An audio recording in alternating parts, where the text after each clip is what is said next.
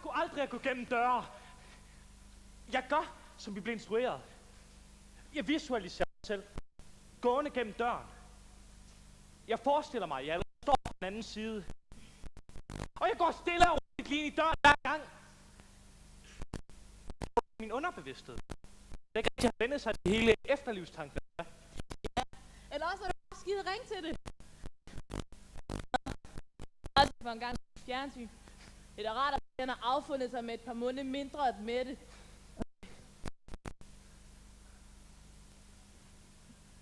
Nej, se! Mor har næsten fået alt blodet ud af tæppet. Fanden så tung den bogrulle var. Hey, der var to Leisner kavalkade. Han kunne sgu sige krab. Hopla.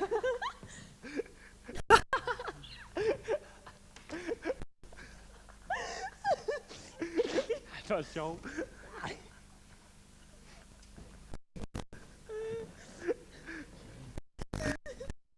Dig!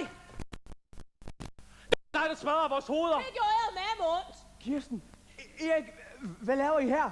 Hvorfor er I ikke gået til et bedre sted? Du slår os ihjel, din hund. Nej, men jeg gjorde det hurtigt og relativt smertefuldt. Skal du få betalt? I ved vist ikke, hvor ondt det gør. Og bløde ihjel efter at få maven sprøjtet op af en motorsav. Du udraderede os. Hvorfor? Christine, det var hendes idé. Blev jeg døde. Christine, hvorfor skulle hun da ønske os døde? Ej, det var jo bare lidt harmligt drilleri. Det kan jo umuligt være nok til, at hun får et band os det der ynkelige efterliv. Venner, der er vist noget, I fuldstændig har misforstået.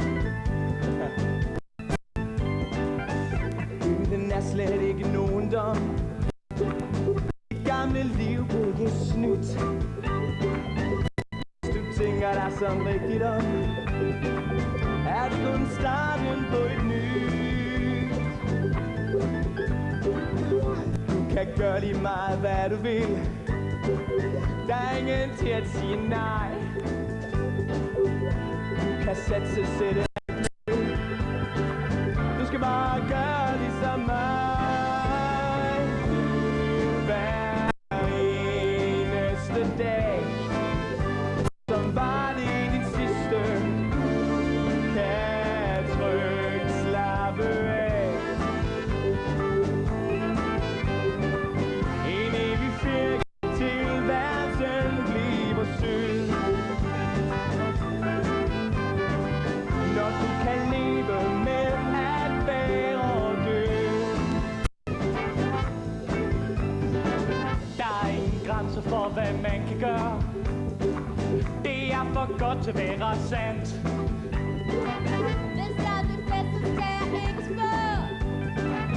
Og der står personer værd. Det er sandt i meget store træk. Det er et liv i sus og dus. Men din drikkeevne, den er væk. Og du kan ikke forlade dette hus. Et liv i sus og dus, og hold nu op.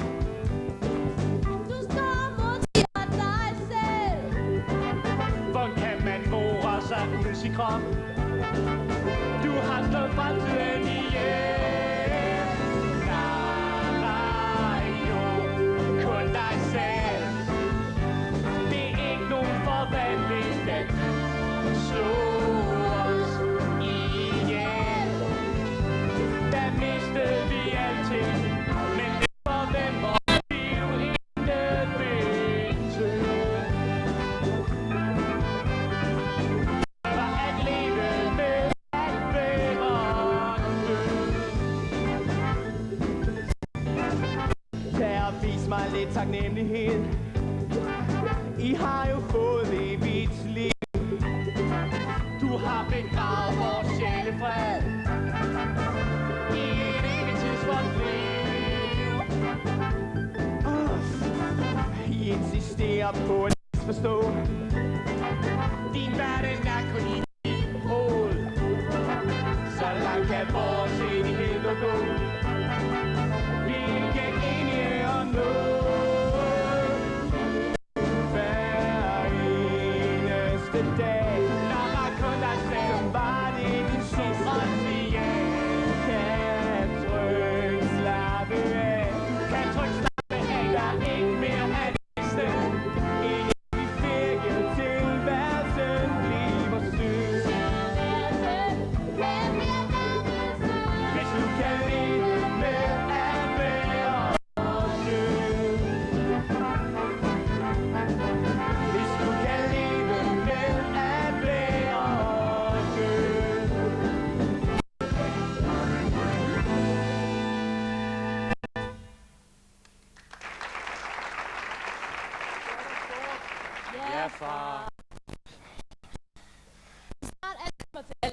altså fanget. I det her hus, jeg er noget af en evighed. Med vores mor og familie.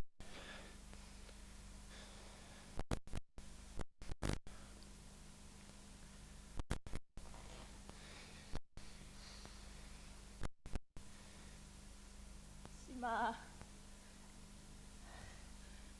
Er det bare mig? Jeg synes bare lige på 3 spøgelser, fordi der kom Det var noget, vi bilder os ind. Jeg mener så absolut, der stod, at levende mennesker hverken kan se eller høre efterlever. Lænkerasling, mandarinpilning. Her er det mennesker. Levende mennesker kan se, høre, lugte, føle eller smage efterlivslever. Hvad sagde jeg? Noget, vi bilder os ind. Hold okay, Erik. Jeg kan jo knap nok høre kølingresultaterne. Der er vist noget, jeg bliver nødt til at forklare jer om jeres far. Og ja, som jeg prøver at forklare jeres søster. vores søster. Christine, hende er helt glemt. Du sagde, at det var hende, der ønsker at støde. Altså, hun medskyldig. Det skal hun eddermame. Kirsten, du lokker hende over til bogrevet, og jeg kvaser hende. Nej, hvorfor ikke bare skubbe hende ned ad trappen, eller give en lysekronen i hovedet, eller give en stak ned med fjernbetjeningen? Det føles forkert. Det er som om alle de her drabsmetoder er blevet brugt. Du har ret. Jeg har præcis den samme underlige fornemmelse. Kan jeg vise, hvor de tanker kommer fra? Hvorfor kigger I på mig? Ja, okay. En ting, jeg har lært gennem året, er, at når man slår et menneske ihjel, så giver man en del af sig selv. Og jeg har åbenbart fået del i mine morfanger. Så ved at slå os ihjel, deler du altså en del af dig selv med os, Og jo længere tid mordet varer, desto mere deler man. Ja, det er lidt det tætteste følelse, som på sigt. Jeg forstår. Udmærket, hvad du siger. Jeg er blevet voldtaget af et homoseksuelt spøgelse. Skal du eddermame på mig? Kirsten, Erik, er I her? Kan hun også Se os. Det er noget med en sang. Det er også en lang historie, fordi det kommer... Du slår os ihjel. Dine egne søskende. Nej, det var en misforståelse. Ja, ja. Det var Alice, der gik amok. Nej, hør nu her. Du skudt skylden på mig, din lille Som er bræst. Hør hvad? Jeg har været her noget kun længere tid, end I har idiotrøv. Ved du hvad? I kan godt... I hjælper lige med at sætte på bordet. Du bliver så med. Så er der serveret.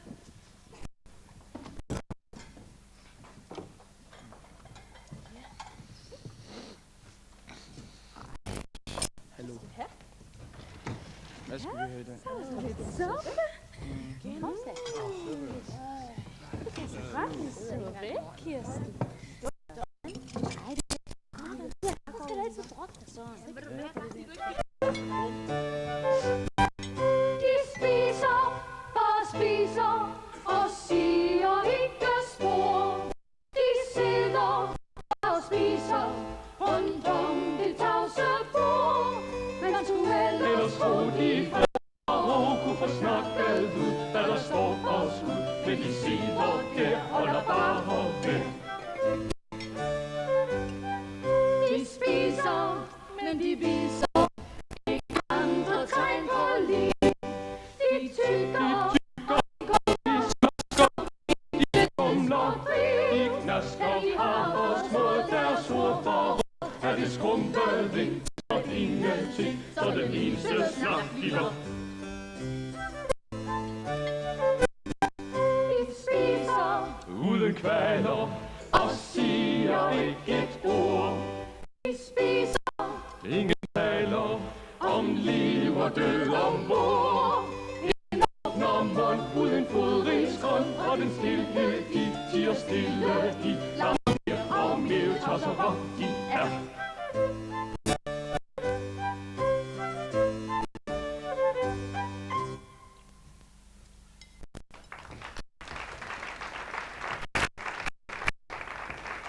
Okay. Ingen rører sig. Det er et ret. Hold hænderne, hvor jeg kan se dem. Er weekenden allerede forbi? I kriminalpolitiet. Jeg kan ikke betydningen af ordet weekend. Kom du indenfor, herr kommissær. sidder lige og spiser.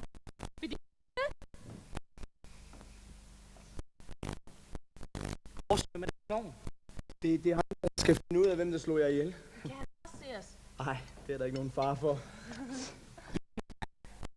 Ja, det gode gamle. Vi sidder lige så stille midt i aftensmaden, og er slet ikke i gang med noget kriminelt nummer. Men I kan ikke narre mig. Jeg har nemlig regnet det hele ud.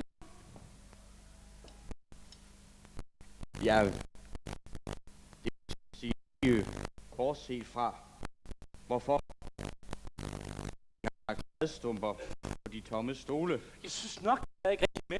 Men jeg lader med det samme mærke til, at I har dækket op til 6, selvom I jo kun er 3. Ja, I sammen. Men vi er da 6.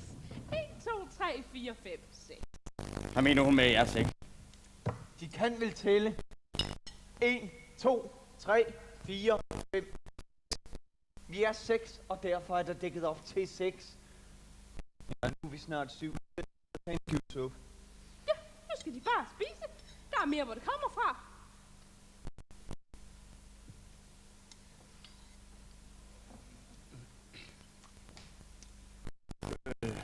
Hvor kom jeg fra? Hvem var det, de sagde, de var? Men med mig? Jamen, jeg er jo kommissær Barracuda. Kriminalpolitiet. Efterforskning på jeres børn. Hvor? Nej, der er vist noget, de har misforstået. Vores børn lever skam bedste velgående. Herregud, de sidder jo lige ved siden af det. Jeg ved jo ingen. Hvad er det fandme om sindssyge kvindemenneske? Aha! Nu er jeg meget smart. Meget dygtig. Lad som intet er sket. Og får strisseren til at tro, at det er ham, der er noget galt med. Men den går ikke.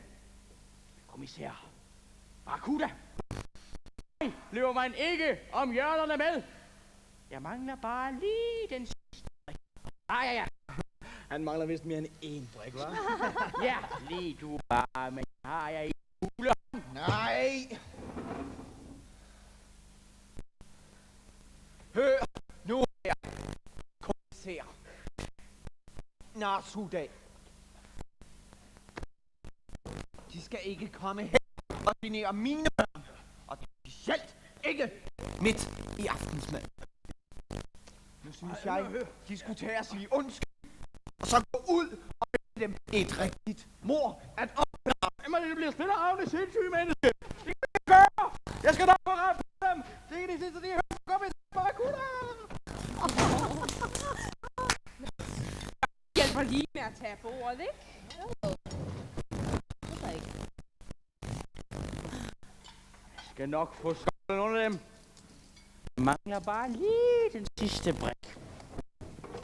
Ja, alt ser jo ganske fredeligt ud. Far foran fjernsynet. Bogreolen er på plads. Mor og datter ryger af bordet. Tallerkener, der svæver gennem luften. Tallerkener? I har vel også nogle lektier, I skal have lavet, ikke børn? Selvfølgelig har vi det ikke. Selvfølgelig har vi det. Har vi? Ja, og hellere se at komme op og lave dem, ikke sandt? Nå jo. Hey! I må også lade som om vi går i skole, eller hvad? Hold nu mund, kom afsted. Ej, men hold nu. Godt i gang. Har de målt op, da jeg spionerer dem? Hvorfor skulle moren stå og tale med tom luft? Jeg tror, jeg kan lugte op til før på isen i den her sag.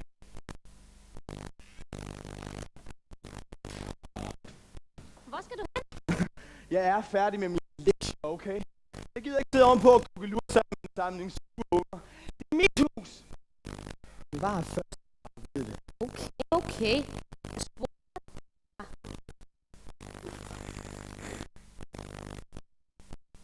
Du ser lidt mut ud. Er der noget, du vil snakke om? Nej. Kom nu. Det er samme at være spøgelse, når alle folk kan se en. Noget specielt. Det er bedre, at ingen kunne se eller høre dig. hvor ensom du har været de sidste par evigheder. Ja, men det er jo det, der er hele problemet. Når man er vant til at være alene, så kan man pludselig blive helt utropisk med alle de mennesker, man konstant omringet af. Det er som om, man ikke har noget privat. Undskyld, jeg råbte af dig. Det er bare som om, du altid er i gang med at slå en eller anden ihjel. Det er altså ikke et særligt tillidsvækkende karaktertræk. Det er mig, der skal undskyld. Jeg ved ikke, hvad der går af mig. Det er som om, jeg aldrig først og tænker efter. Jeg er ked af din familie. Og nu, vi snakker om din familie, så kan jeg hverken finde hoved eller hale på det. Din far døde ikke, jeg var betegnet som et sikker. Og din søster er vendt tilbage fra hjemsyn med mig. Jeg forstår det simpelthen ikke. Men det hænger sammen med en dom, jeg fik. Dom. Ja, Gud, han var her. Og han var skidesur. Men han sagde noget om en ny dom, han var på mig. Vil du love mig noget, Alex? Hvad? Lov mig at slå flere mennesker ihjel. Jeg bryder mig simpelthen ikke om det. Jeg sværger i min grav aldrig mere at slå et menneske i. Kan du lov til at tale lidt, Alexander? Ja. Jeg går ovenpå. Hvordan går det? Jeg står lidt op og ned. Som du ser, har jeg fået mig. På samme tid foregår der en ting, jeg forstår. Det ved jeg. Det er jeg kommet for at tale. Jeg er bange for, at du bliver nødt til at vende dig til det hele. Er du? Det er alt sammen en del af min nye dom. Dom? Advokaten min pligt at informere om, at du er blevet fradømt retten til at være alene. Hvad mener du? Jeg mener, at de ting, du nævnte før, du bliver lavet så, at du aldrig mere er alene. Nu forstår jeg. Jamen, de forklarer jo alt, hvad det her på det sidste. Og jeg skulle hilse fra udviklingsafdelingen op i tænketanken. Og sige tak for hjælp med at udtænke straffen. Jeg er glad, når de skal komme med idéerne. Hvad mener du? Jeg har da ikke fundet på det her. Og på en måde, siger du. Du ønsker dig væk fra det evige eneste. Du ønsker dig aldrig mere alene. Jeg skulle bare din idé og videreudvikle den. Jeg lover at hjælpe lidt til med din straf. Det vil sige, at være med til at udfylde de huller, der kan opstå, når du fra til anden. Okay. Jamen, glæder jeg mig nok. Gensyn. På gensyn.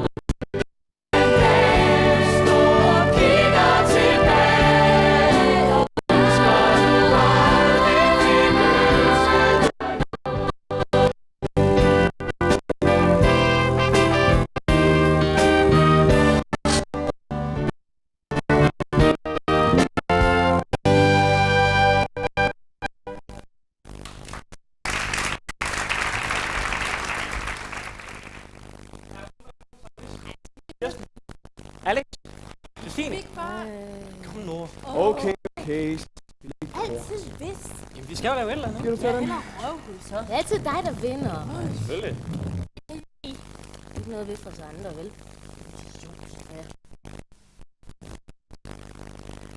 Man ikke bryde ind af et lukket vindue. Så er det ringe. Kom i tæv.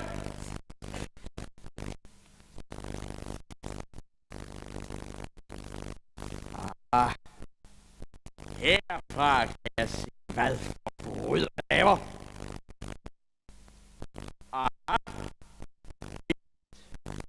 Meget skummelt. Meget skummelt. Det er ikke nogen lortekort. Og så, ja, enmandsvist med 3 blinde makker. Og de blinde makker og vinder. Man må virkelig være dårlig til hvis man spiller mod sig selv og taber. Ja, undskyld, jeg afbryder.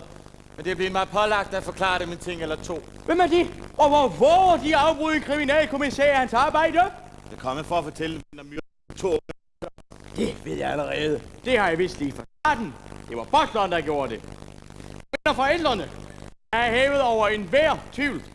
Så vil det nok skuffe dem lidt, at det egentlig var Alexander, der slog dem i. Hvis det var tilfældet, så stod han sikkert i med forældrene. Og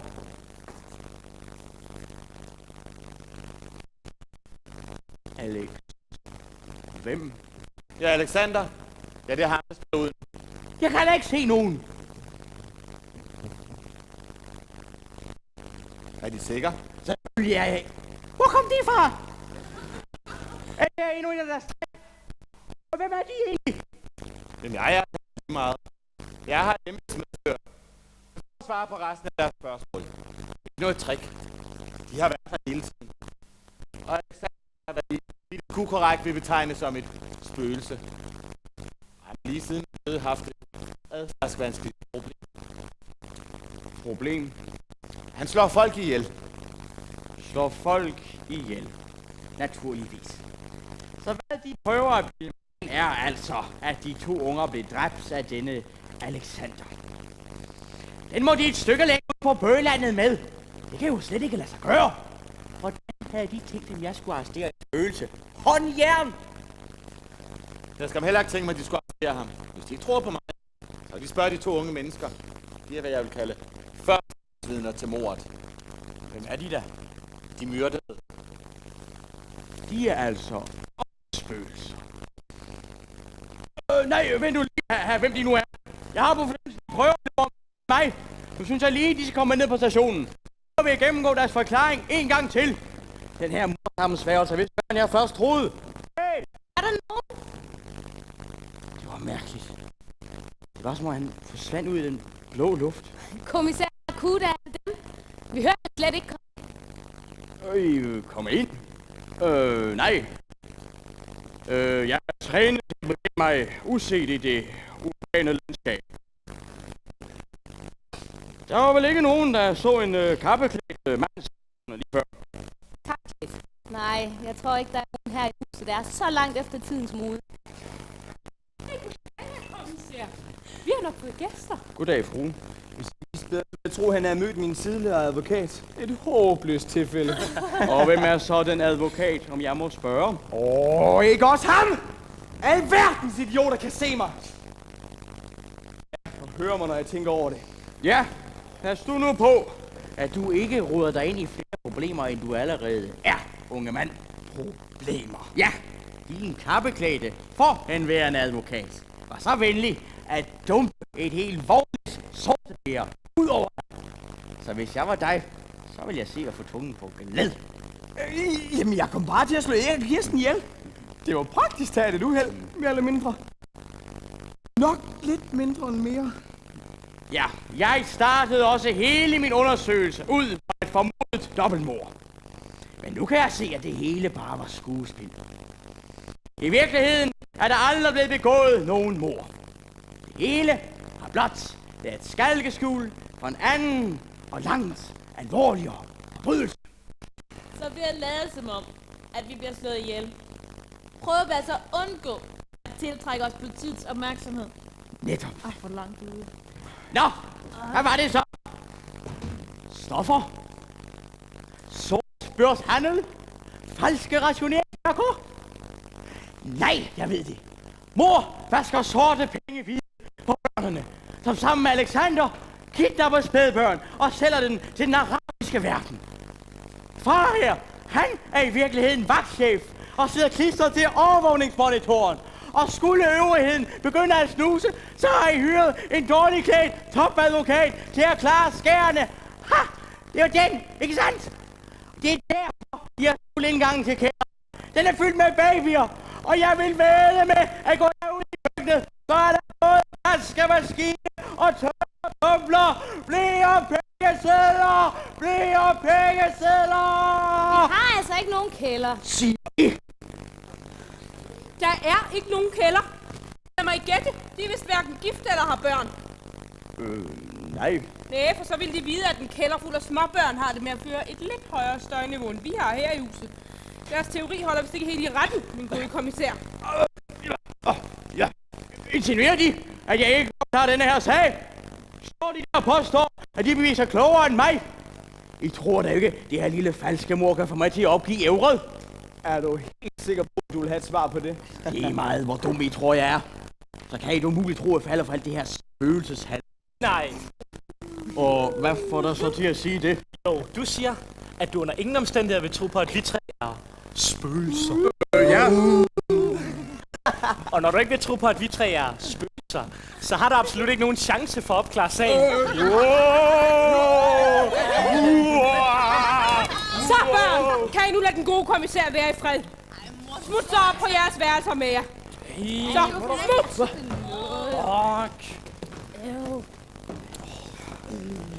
Det må de virkelig meget undskylde, herr kommissær. Det er så næsvise en gang imellem. Det kan ikke sidde.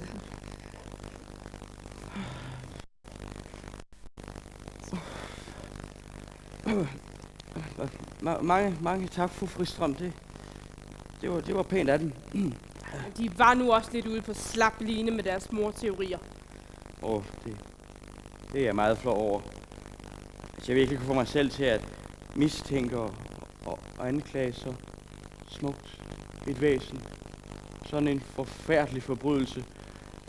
Modtage den dybeste undskyldning. Det gør skam ingenting, herr kommissær. Jeg tager jo alle fejl en gang imellem. Jeg må virkelig sige, at de holder til smukt og skinnende rent på Fristrøm. Tusind tak, herr kommissær. Og kald mig endelig Gudrun. Det er så dejligt, når der er nogen, der lægger mærke til de små ting. Deres mand ved ikke, hvor heldig han er. Hvis du og min kone Gudrun, så vil jeg skaffe mig af med mit fjernsyn. For det vil aldrig blive brugt. Jeg rødmer. Farvel, min dronning. Tillad mig at besøge dig igen. Naturligvis.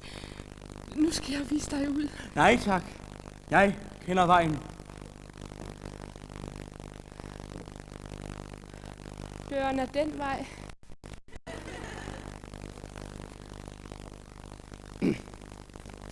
Selvfølgelig.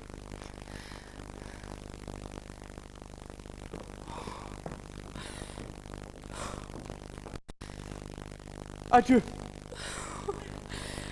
Ridderligheden lever stadig.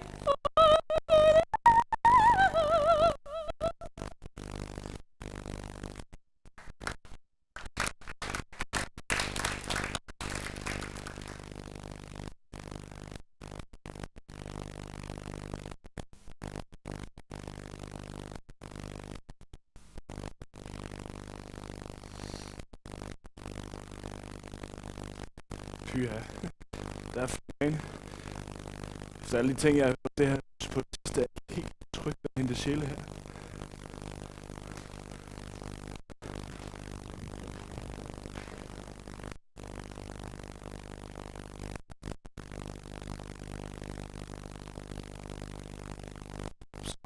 med mig, og lad det gå lidt.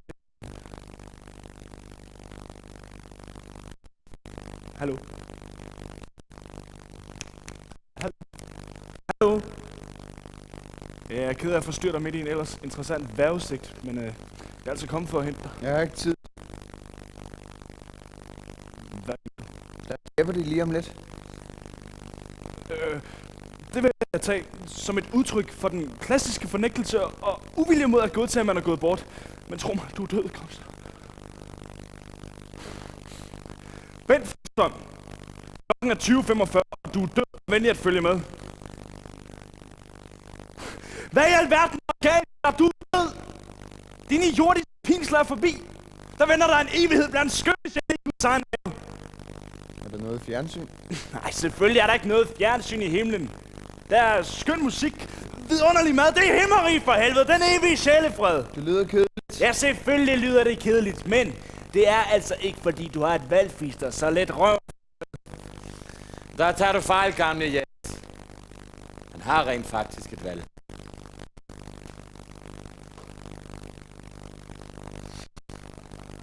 Har han? Mm-hmm. Ser du Bents forestilling om himmeri, at gøre præcis det samme, han gjorde, da han døde. Sidde sig i og se fjernsyn. Og hans sjæl har derfor lov til at blive her og hjemsøge både stolen og fjernsynet. Er det sandt? Jamen, det er jo altså ikke for mig. Vi har godt nok ikke ført oplysningskampagner om dødsrettigheder før, så det er forståeligt nok, at der er så få, der kender til det.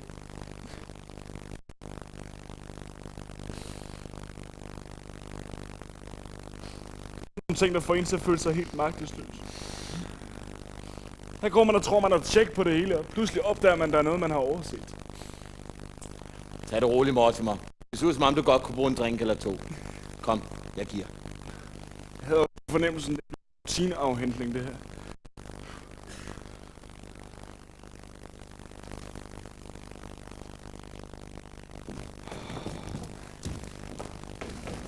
Hvor skal du hen? Men du er slet ikke dig selv. Det er ingenting. Så kom her. Jamen, det er jo det, jeg ikke kan. Hvad mener du? Alex, jeg elsker dig jo. Ja, og jeg elsker dig, og det er hele problemet. Så længe jeg er død, og du er levende, så kan vi aldrig være sammen. Vi vil aldrig helt være i stand til at røre hinanden. Og kysse hinanden. Og det her, det er bare mine tanker, der rækker ud og ønsker at røre ved dig. I virkeligheden er der en verden imellem os. Kirsten fortalte mig om dine morminder. Om hvordan man deler en del af sig selv med den, man slår ihjel. Hun sagde, du kaldte det spøgelsessex. Jeg tror nu ikke, det var lige det ord, jeg brugte. Men så er det rigtigt. Ja. Og jo længere det varer, des mere deler man. Ja, men det var jo kun til, at offeret dør. Og så valgte den gode Mortimer ind og hive sjælen til sig. Men for at du rent faktisk kan slå nogen ihjel, bliver du vel nødt til at røre ved dem. Ja, med mindre jeg gør brug af tunge møbler, så... Og så kan vi altså røre hinanden og kysse hinanden. Nej, Christine, hvor ikke at tænke tanken. Hvorfor ikke? Jeg skal i gang. Hvorfor ikke i armene på den, jeg elsker? Nej, Christine. Du fik mig til at sværge om, at jeg slå et menneske ihjel. Og den ed har jeg tænkt mig om.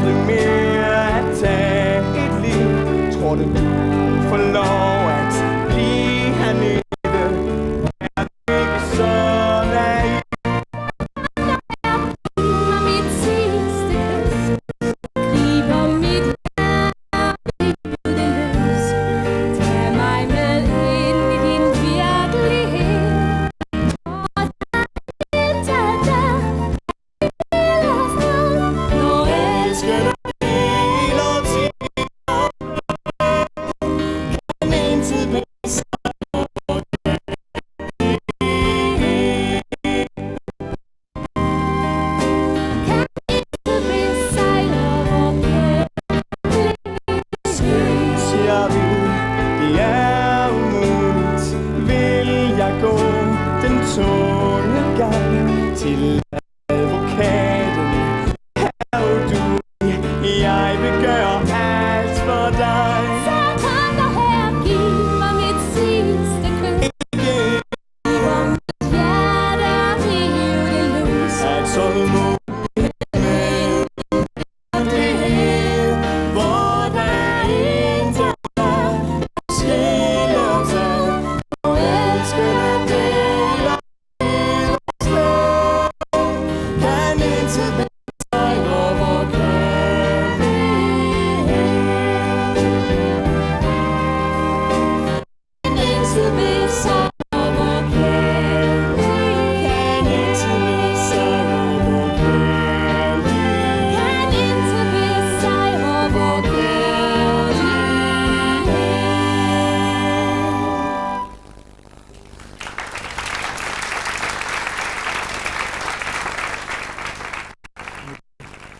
Men det er også alt, jeg lover. Jeg vil spørge advokaten til råds. Det er alt, hvad jeg beder om. Ja, men jeg må advare dig om, at jeg er ikke just i kridthuset op i de højere luftlag. Nej, men man kan aldrig vide. Tag nu og spørg ham. Nu, med det samme. Ja. Men der er et lille problem forbundet ved det. Hvad? Jamen, jeg ved ikke, hvor han er. Selv om jeg gjorde, kunne jeg ikke opsøge. Er der slet ikke noget, du kan kontakte ham på? Nej, han er altid kommet til mig, når vi havde noget at snakke om. Så er der ikke andet at gøre, end at vente på, at have duelig kan afse lidt tid til os. Ja. Men i det mindste har vi da hinanden at fordrive ventetiden med. Jeg lover, du skal aldrig være ensom mere igen. Øjeblik, Christine. Det er jo det. Christine, det løfte må du ikke aflægge. I stedet for at jeg er bange for, at du bliver nødt til at gå. Skynd dig nu, inden der kommer andre. Jamen, jeg klarer det senere. Kom nu ud med dig. Ja, så er jeg bange for, at jeg er tilbage. Men det er min pligt at sørge for, at du ikke bliver ladt alene. Ja, jeg ved det. Jeg har sendt bud efter dig, fordi der Ingen sender bud efter mig. Jeg adlyder kun min herreskabers bud. Ja, som jeg har brugt for at få dig hertil. Sig mig stille et øjeblik og hør, hvad jeg har at sige, ikke? Meget vel. Siger du, der er sket det, at Christine og jeg, altså det mellemste af den Ja, tak. Jeg ved, hvem Christine er. Tak. er gået hen og blevet gode venner. Meget, meget gode venner. Hvor gode venner. Altså, hun elsker mig, og jeg elsker hende. Men hvilket giver os et meget stort problem, nemlig at vi lever i hver sin verden. Og så? Og så er vi godt flyttet sammen, ikke? Og med at flytte sammen, mener du? Leve i samme verden. Det er det mest latterlige, jeg nogensinde har hørt. Men for at bringe jer to ind i den samme verden, så bliver hun jo nødt til at dø. Men det kan der overhovedet ikke tale om. Jamen, det er jo hendes idé. Hendes idé? Du mener, hun gerne vil dø? Ja, hun ønsker, at det bliver mig, der tager hendes liv. Men hun er så ung. Hun har hele livet for sig. Jamen, hvilket liv? Altid sammen og dog så langt fra hinanden. Et liv, hvor jeg hver dag må se ham. Men aldrig røre ham. Føle ham. Så hellere at dø nu og leve for evigt med den mand, jeg elsker. Det kan du umuligt mene. Men Christine, du er forelsket. Forelskelser kommer og går. Det er dig selv, der taler. Det er Alex, der styrer din kærlighed. Jeg elsker havet, månen. Nej. Men alligevel må den følge Lunas mindste vink. Min handlekraft sidder i mit hoved, ikke i mit hjerte. Og selvom jeg giver det væk, så beholder jeg mit hoved. Min hjerne, min vilje. Du taler direkte fra hjertet, min pige, og ind i mit. Jeg skal forelægge herren, jeg sagde. Men det er alt, hvad jeg kan love. Det er alt, hvad vi beder om. Tak. Tak ikke mig. Det er alt sammen hendes fortjeneste. Hvem kan afslå smukke ord fra så smuk en mund? Jeg ved det. Ja, men da jeg ser du ikke længere alene, så er der jo ingen grund til, at jeg bliver her. Så kan jeg komme tilbage til mit arbejde. Farvel!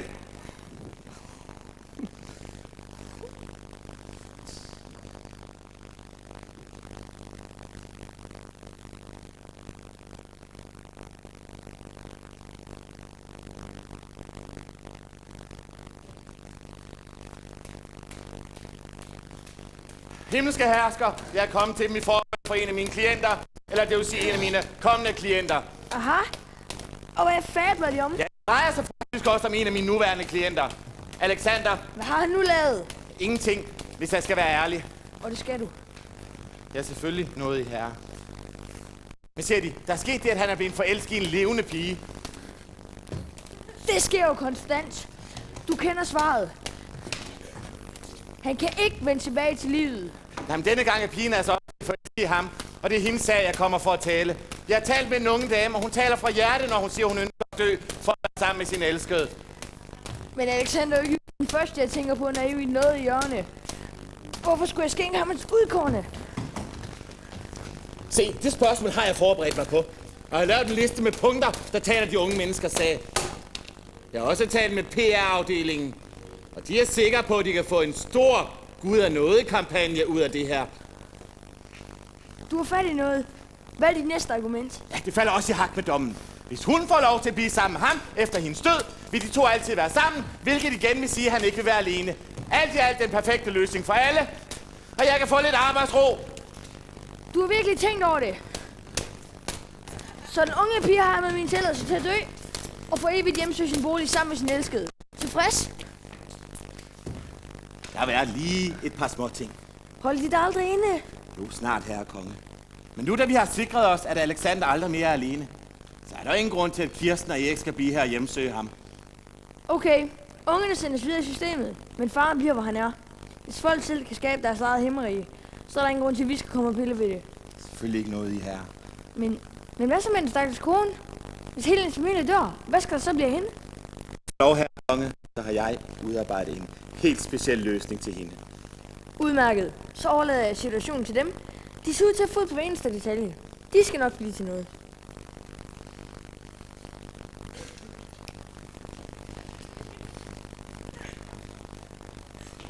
Ja, det gik nemt nok. Så skal jeg rydde så.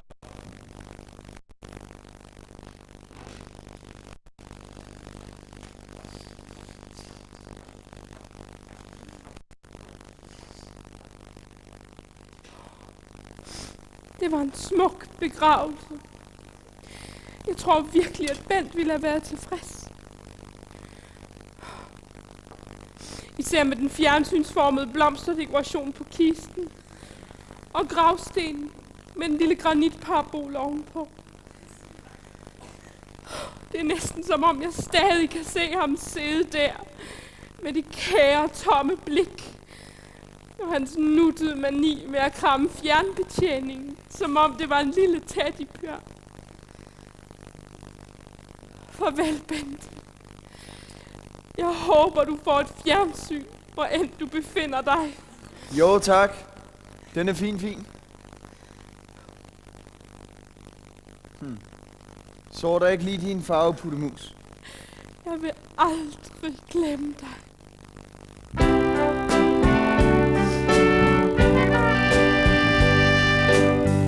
Da vi to mødte hinanden, var det kærlighed ved første blik. Jeg flyttede ind hos dig, for du var trods alt manden, og desuden havde jeg ikke noget fjernsynsstik. Vi to havde det noget så hyggeligt, dig og mig og vort mysselige hjem. Og alting blev kun mere velsignet og smukt og lykkeligt, da vi blev tre og fem. Men mens jeg skiftede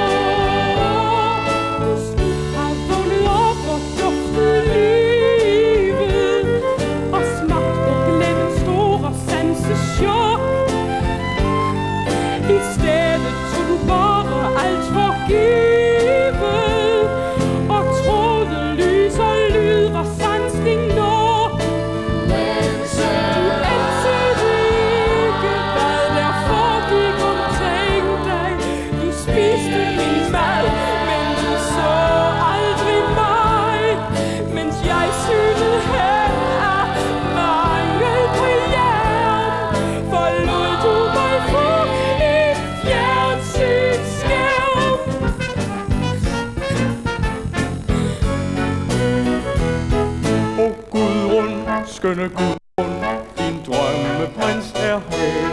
Hvis du siger, du vil have mig, vil jeg altid være dig nær. Livets hårde chance bliver en rosendans, så kom her min brud, så nu håret ud, så er vi på vej, bare dig og mig.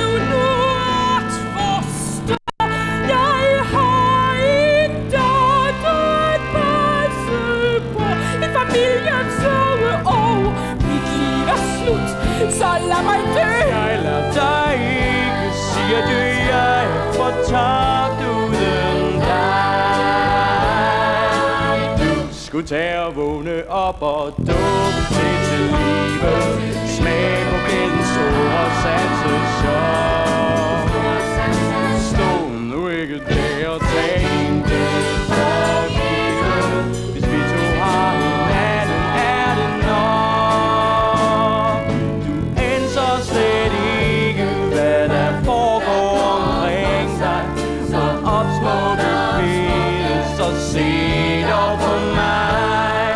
Læg alt det her bag dig, og start så på ny. Der venter en helt frisk livsdebut.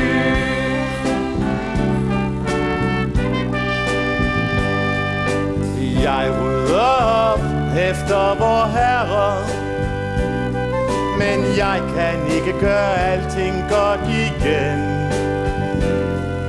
Fortiden er tabt, men jeg sørger for at blive lykkelig fra nu og sidenhen. Ved hjælp af et af vor ældste tricks, hjernevaskningens metodik, er nok snart på ret køl. Den gode kommissær kan derimod sagtens stå helt på egen fod. Han får kærligheden at føle. Du glemmer alt om mor og død og glæde. Du glemmer den familie du har haft. Nu skal du kigge frem og ikke tilbage. Og leve lykkelig med kærlighedens kraft. Vi tager ud i verden med åbne øjne, står sammen og ansigt til ansigt med alt. Så brug dine sanser, lukker hverdag i, så fyldes din verden af duften af liv.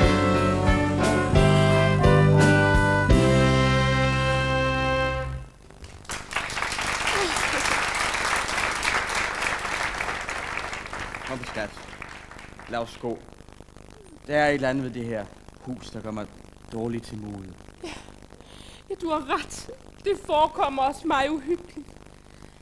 Det er første og sidste gang, jeg har sat mine ben i det her hus. Der kunne jeg aldrig bo.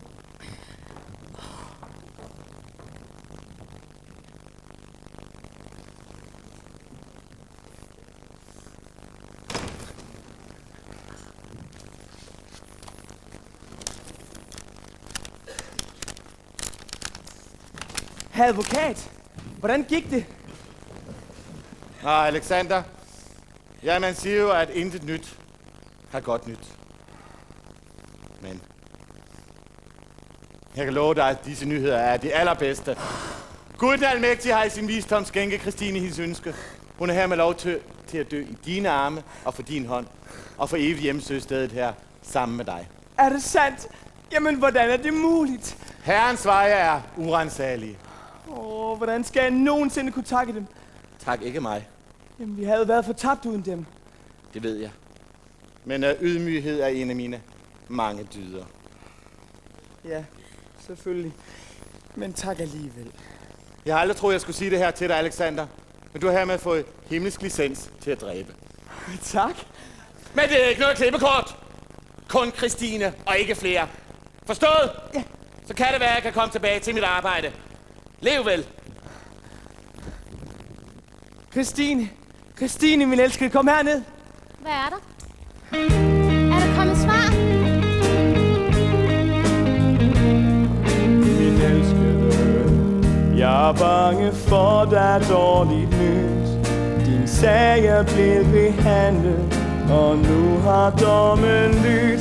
Du skal dø, og det er en dom, vi ikke kan appellere. Du skal dø, så tillad mig med at kondolere. Du er ikke med af denne verden, beklager, men du må have fred. Jeg skal dø, jeg er så spændt, jeg dårligt kan forvære. Jeg skal dø, for heldigt at få evighed forære. Man kan næsten mærke lykke, siger sig ind bagfra. For evigheden er kun et kys herfra.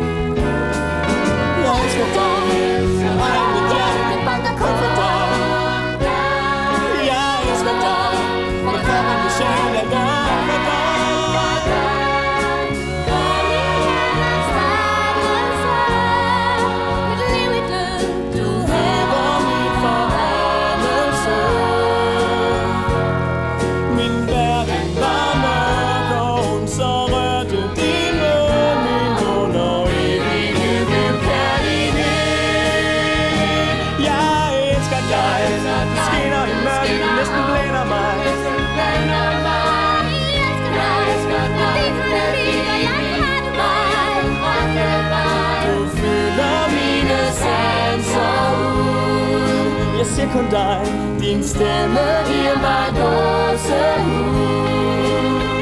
Og kun med dit mindste venligt kys slå vi vores hjerter løs, så livet for tid og evighed skal smage dit kærlighed.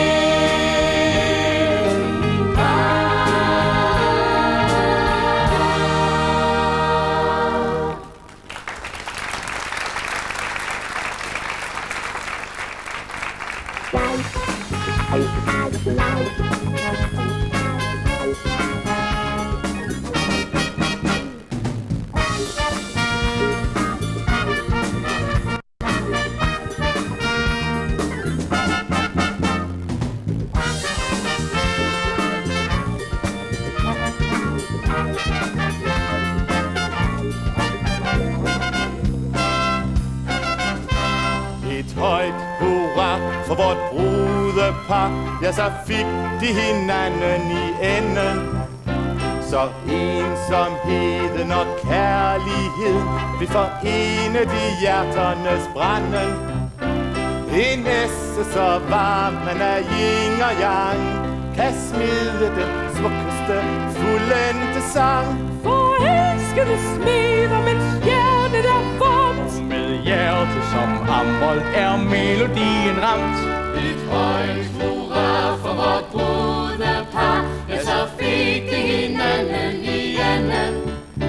Så ensomheden og kærlighed blev forenet i hjerternes brænde, for tid og evighed. En ordentlig død kræver, at man har sans for at leve, og ved hvordan livet ser ud, og den glæde det bringer, hvordan det smager og dufter